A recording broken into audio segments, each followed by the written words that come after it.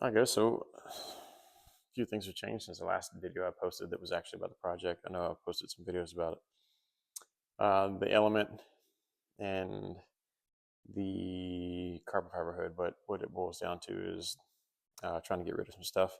YouTube is the easiest way for me to post videos and share that video with somebody to where they actually see what they're looking at. But update on the project, or I should say projects. Um, Something has changed. We did acquire another car. I'll kind of go into that in a little bit, but if I guess we'll kind of explain what has changed since the last time you saw. So I did get an RBC intake manifold. This is a factory unit. Obviously, that fuel rail's got to go away. We're going to probably run an aftermarket, either K2 or some other sort of fuel rail with an adjustable fuel regulator for this motor. This motor is actually going into a different car. I don't know if it'll be turbocharged, but more than likely it'll be NA.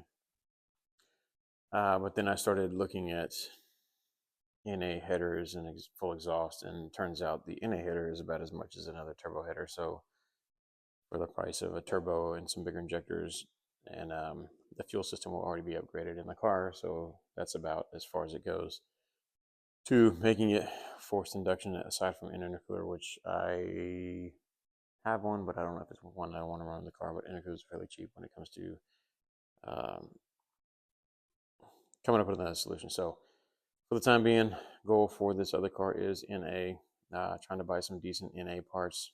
RBC intake is actually fairly decent for an OEM piece, but this motor, this car should make like 225-ish at the wheel, normally aspirated. If we put a turbo in it, it should be considerably more than that. But for the time being, that's what it is.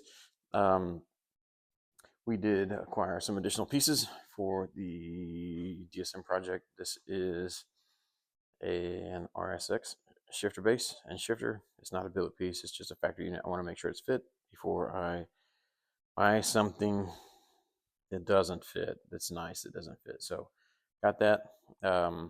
We have actually we haven't done anything really. We're just stacking stuff on top of stuff. But this is the element diff in the DSM cradle, the rear cradle, which is kind of nice. All I got to do is trim these brackets off. It is about 6 inches back from this lower bracket to where the center of the axle goes. Once these are off, it will clear and it'll sit down over the front of the differential. During the middle of this project, or at least lining it up and looking at it, I realized that I think it's S1 actually came out with some information. I will tell you, not that I found it before they did, because they actually are doing all the research and probably been on the trail for a long time. But I was looking for another rear differential that was the same ratio as what the Honda Element CRV was. I didn't come up with what they did, but as soon as I saw a post online, I realized like that's the ticket. They're actually taking I think it's a Jaguar X-Type rear end out of the all-wheel drive Jag. I think they're either 3.0 or 2.5 liters, but the rear differential ratio is the same as, or pretty dang close to, the Honda rears as far as like the Element and CRV stuff. I think it's like 2.5 something to 1. And it is a much more compact unit. It doesn't have the clutch pack up in the front, which, if you're familiar with these, well, I guess I could take this apart. Let's pull it up. Anyways, so these have a long snout on them. There is actually a clutch pack in the front here. Honda Element and CRV are very much front-wheel drive, rear assist. There's a clutch pack here that actually, when it senses slip, it grabs and transfers power to the rear axles. Well, these, I don't know if they have any major problems. They actually do pretty good behind some fairly decent high horsepower cars. The wagon differential is much more, I guess, much more stout. It's actually a much more expensive piece. And I think that's the reason why companies are looking for other reasons, because I think wagon differential is like $1,200 for a basic unit. And then you don't have to, but you can modify it to make it hold a lot more power. So the CRV Element rear diff is like second best at the time, with the axles and the output shafts are fairly small considering, but I really haven't heard of any like major failures or major issues. So they do decent, but the Jaguar stuff is a smaller diff. I'm not real sure what the actual output size is. But I do know that it is based off of, from what I've already researched, it's based off of Ford 88, which is actually, if you're in the drag racing world, Ford 88 is actually like a pretty decent rear end. So it's basically the center chunk out of a Ford 88. And it has the same ratio or similar ratio to the Honda Element and CRV stuff. So we're going to a junkyard tomorrow. We might be looking for one if we can find one. Not for my car. I think Alex is going to get one, who's my buddy. I'm going to surprise him with some other additional work that he doesn't really know what we're going for. We are looking for nuts, bolts, washers, and stuff for the suspension on the other car, our windshield molding, and then I got to get rid of this hood. That's why I was posting the video on it. I had somebody interested in it, but this hood has got to go. That is a carbon fiber hood, but it needs to go. Anyways, so using either this diff or a Jaguar diff, you basically, on these, you would pin the clutch pack in here, and then you run a viscous coupler out of a Freelander, which last trip out, junkyarding last weekend, which I should have recorded it because it was actually fun. This is the drive shaft out of a Freelander. It does have the viscous coupling in the middle. I got the entire shaft because I'll probably need either yokes or pieces of this drive shaft to make it work in the DSM. I'm not real sure what that looks like yet, but that's where we're at.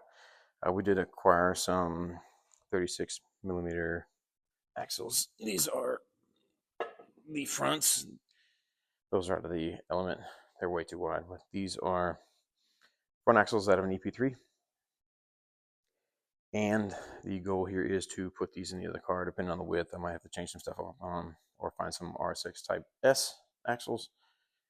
And then we did acquire a EB3 transmission, 5-speed front wheel drive. So this one does grind third at high RPM. So we're going to have to learn a little bit about this transmission and the Element transmission, which this one's actually in worse shape.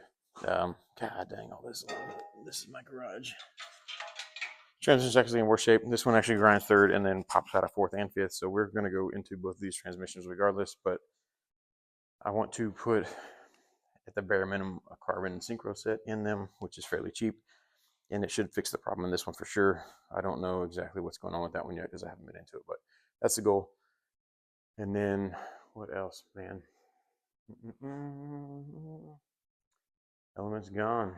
So the other project will be, I don't know when you'll see it. That's at my parents' house currently. We've got to do a little bit of work on it. It does look horrible. It is not that great. It does have a full interior for the most part, but it is just another project, and that hood should kind of give it away a little bit, but that's what came off the car. It is going away. I need to find a factory hood because that one's doesn't suit my need.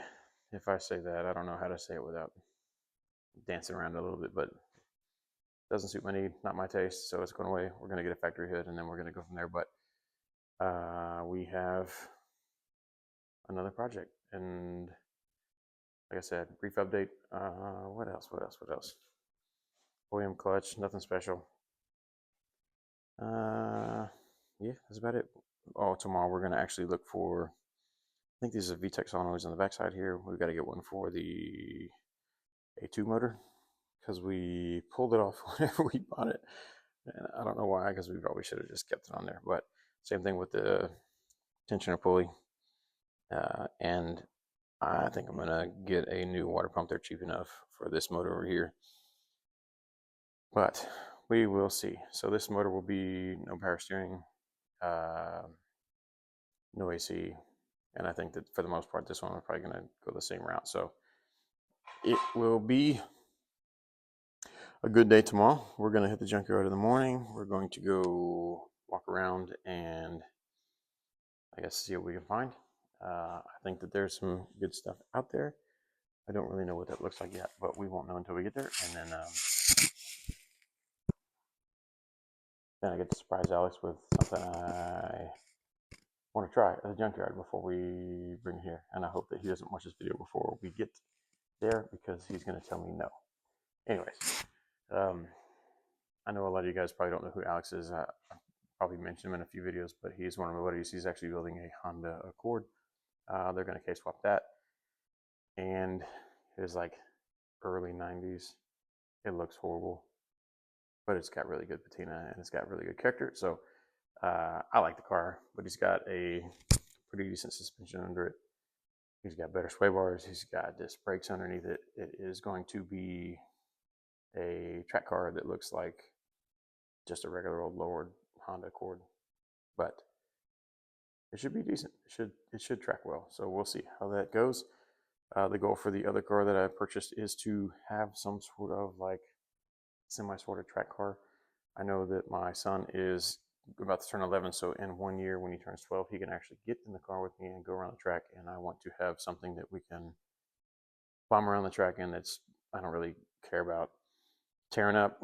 I don't really have to worry about hurting it. I don't really have to worry about blowing it up or it being very expensive because tires are cheap, brakes are cheap, everything is fairly cheap to take it around a track. It's not going to be the fastest thing out there, but it will be fun, and it should be light enough with the power that it makes to be fairly quick, and I am looking forward to doing that. The wife is not, but I think that it'll be fun for the boys, and that's really the reason why I wanted it. So we'll see how it goes. I will try to get some decent footage of the car for one of the next few videos that we have. I think that it is pretty ugly for what it is right now, but we can change that. So we'll see how it goes. All right. Anyways, appreciate you watching. All 16 followers or something like that. I appreciate you guys watching, and I know I'm very, very boring to watch pretty much, but this is not about being entertainment. This is just kind of about telling where I'm at and let you know my mindset behind what I'm doing. And I appreciate that there are actually people out there that watch boring content like this to kind of understand what I'm going to do. And I hope to get one of my projects completed at some point in time, and then we will start making some like halfway decent footage. But appreciate you guys watching. I guess until tomorrow when we go to the junkyard. We'll talk to you then.